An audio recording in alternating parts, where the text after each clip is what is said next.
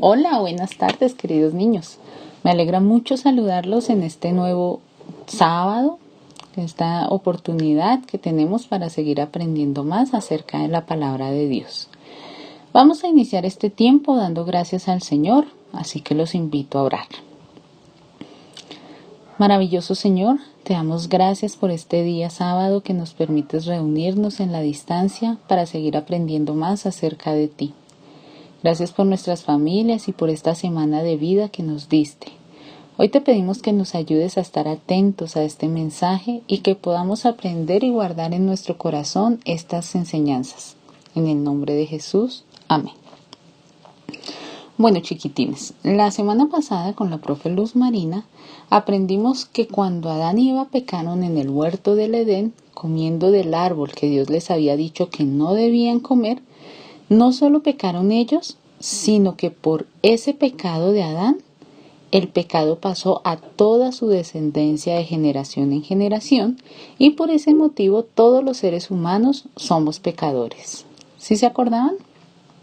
Bueno, teniendo en cuenta que por ese pecado de Adán toda la humanidad está bajo pecado, vamos a mirar la pregunta 17 del Catecismo Menor de Westminster que dice así.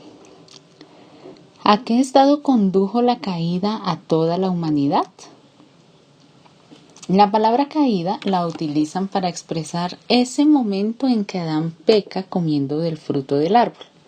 Entonces lo que nos están preguntando es ¿a dónde nos llevó a todos los hombres y mujeres ese pecado de Adán?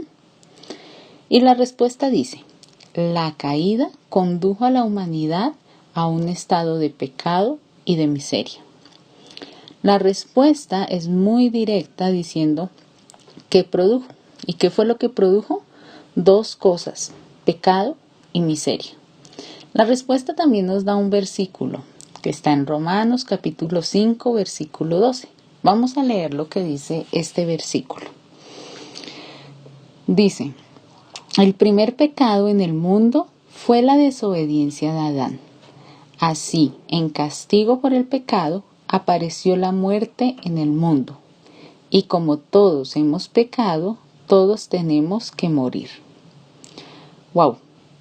Este versículo es muy claro al decirnos que por ese pecado de Adán trajo consecuencias sobre toda la humanidad y que toda la humanidad debe morir. Esa muerte de la que nos habla este versículo va más allá de una muerte física. Esa muerte se refiere a una separación de Dios y es el pecado y miseria del que nos habla la respuesta. Entonces, ¿a qué estado condujo el pecado de Adán a toda la humanidad? Según lo que leímos en la Biblia, nos condujo a un estado de muerte. ¿Y en qué consiste esa muerte? En un estado de pecado y miseria. Esas dos cosas, dos estados muy importantes que vamos a estar aprendiendo en qué consisten. Para entenderlos, vamos a verlos por separado. Entonces, hoy vamos a revisar otra pregunta del catecismo. Generalmente solo vemos una, pero hoy vamos a ver la siguiente pregunta para entender a qué se refieren con el estado de muerte y dentro de 8 días aprenderán a qué se refieren con el estado de miseria.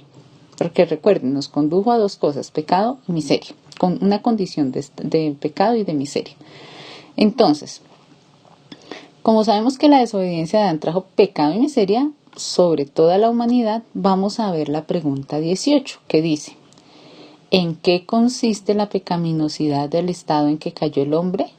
Es decir, ¿en qué consiste ese pecado que cayó sobre toda la humanidad? La respuesta del catecismo dice, la pecaminosidad del estado en que cayó el hombre consiste en la culpa del primer pecado de Adán, la carencia de justicia original, junto con todas las transgresiones y la corrupción de toda su naturaleza, llamada comúnmente pecado original, junto con todas las transgresiones actuales que proceden de él. Para entender la respuesta, que es un poco larga, vamos a analizarla en 4 partes. La primera parte es la que nos dice, la pecaminosidad del estado en que cayó el hombre consiste en la culpa del primer pecado de Adán. Y vamos a leer Romanos 5:18 para entender un poco este tema de la culpa. Dice: por el pecado de Adán, Dios declaró que todos merecemos morir, pero gracias a Jesucristo que murió por nosotros, Dios nos declara inocentes y nos da la vida eterna. Como estamos hablando del pecado de Adán, solo vamos a revisar esa primera parte que dice: por el pecado de Adán, Dios declaró que todos merecemos morir. Entonces, lo que nos están diciendo es que el estado de pecado en que caímos consiste en que cargamos con la culpa del pecado que cometió Adán. Es lo que hemos estado hablando. Adán pecó, pero en él pecamos todos.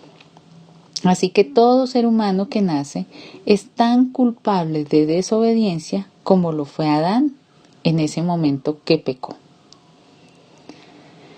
Por eso dice que cargamos con la culpa. Todos nacemos con ese pecado. Lo segundo que vamos en la respuesta es la carencia de justicia original. Para ello vamos a leer Romanos 3:10. Miren lo que dice. La Biblia nos lo dice: nadie es justo. Aquí el apóstol Pablo, que fue quien escribió la carta a los romanos, está mencionando un salmo en el que muestran que no hay un solo hombre que sea de verdad justo, que haga de verdad lo bueno. Por eso inicia diciendo: la Biblia dice, porque aunque está en la Biblia, lo están retomando de un versículo de la Biblia que estaba antes. Lo que quiere decir es que ya estaba escrito, que ya se había dicho antes esto. Otra versión de la Biblia, la Reina Valera de 1960, lo dice así: como está escrito, no hay justo ni aún uno. Lo que nos están diciendo es que ya desde hace mucho tiempo se habían dado cuenta que ningún ser humano es realmente justo. Las cosas buenas que hacemos están manchadas por ese pecado original que produce pecaminosidad en nuestro corazón y hace que no podamos ser tan justos y buenos como Dios quiere.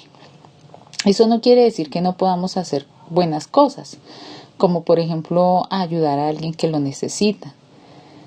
Sí podemos hacer cosas buenas. Gracias a Dios hay personas que hacen cosas buenas, ¿cierto?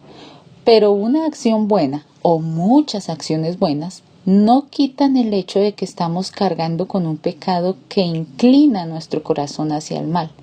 Y así como hacemos muchas cosas buenas, también hacemos muchas cosas malas.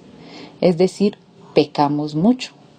No tenemos la justicia perfecta que pide Dios.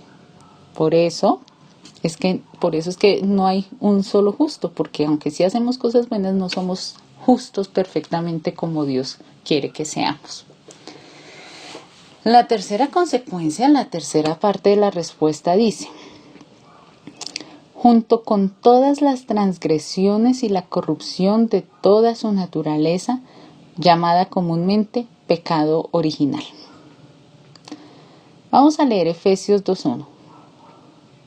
Dice: antes ustedes estaban muertos para Dios, pues hacían el mal y vivían en pecado.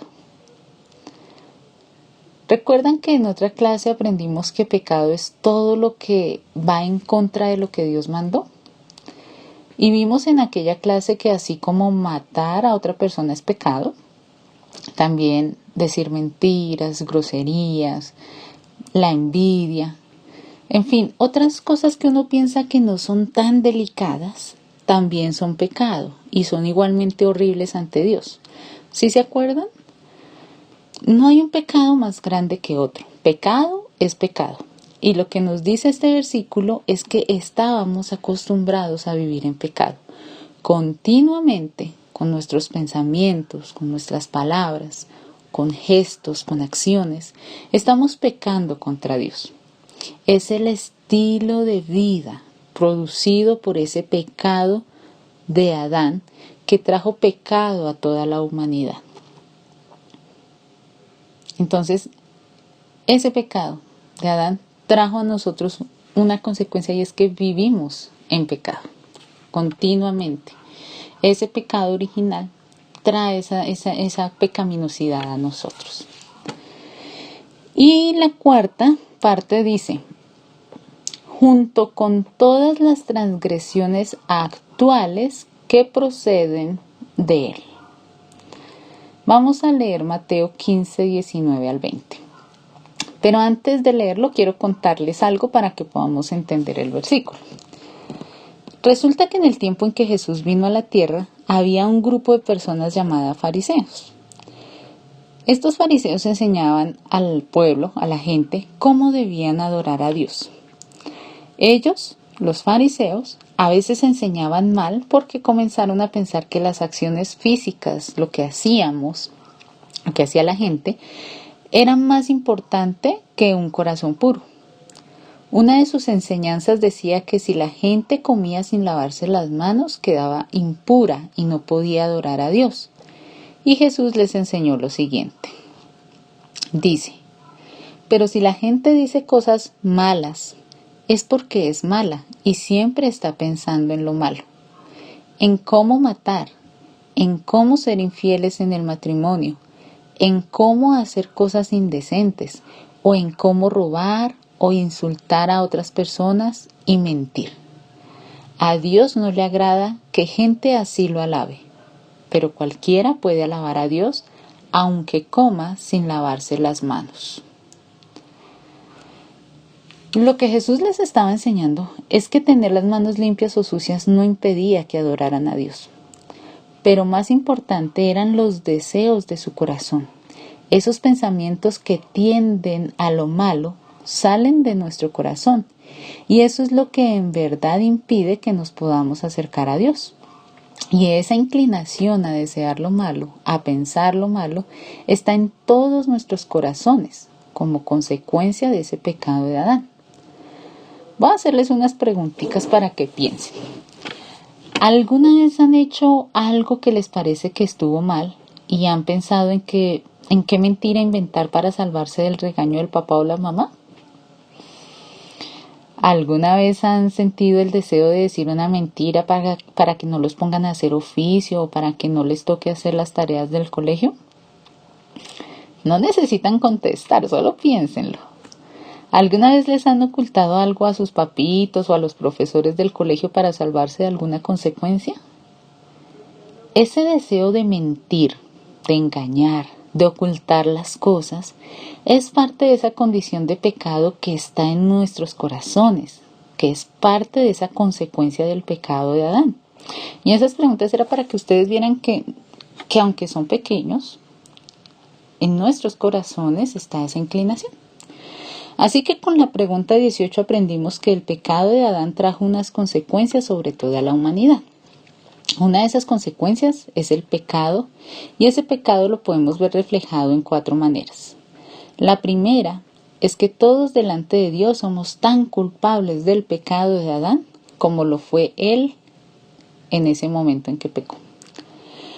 La segunda es que por causa de ese pecado ninguno puede ser realmente justo delante de Dios.